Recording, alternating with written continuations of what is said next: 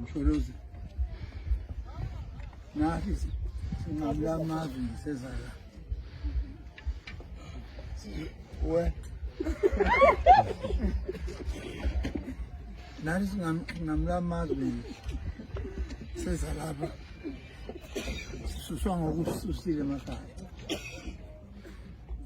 nathi njengoba asazi ukuthi yini efuna ukusho ade khulunywa ngekhaya lakho leli kukhulunywa ngesibaya enyanga ezedlule noma eminyakeni edlule hawu lo wakhe ngotshani nje yini efuna yona asazi ukuthi yini efuna ukukumbi twaboshelwane kwathi boshwe iminyaka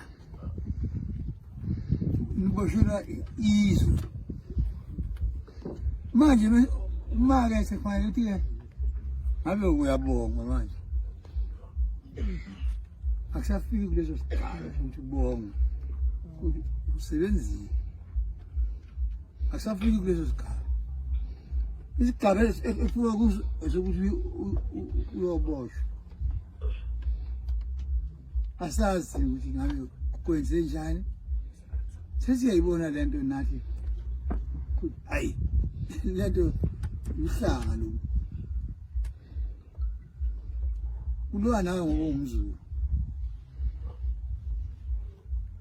asandi ke nathi uyoboshwa usukhulile kufanele uhlala ekhaya baba bakho ney'ngane zakho hayi uyohlala ngale kwey'khiye cha impela lento yakho mhle uzayisiphatha kahle ngoba athi umongameli phambilini ungqongqoshe ondiwe usebenza imisebenzi nje ephakeme asazi namhlanje ukuthi ivuka philando lento lokhu kulandele ngoba sizinduna nje thina usebuthweni lethu ngoba usubuyile nje la ekhaya awusethi umongameli uyisizwa nje yakwaZuma esebuhlweni lami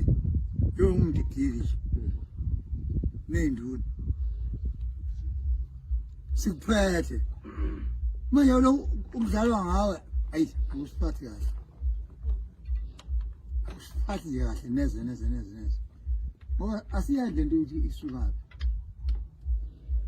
ufunwani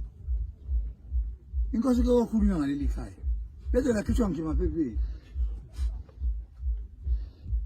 hawu yini lo mntwana womuntu wazala ubaba nomama naye njengathi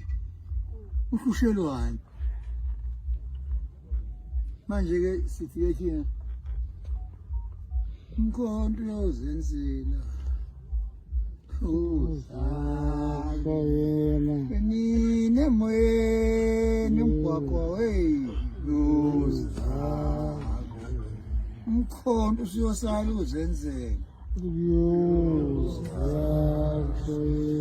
nine moyeni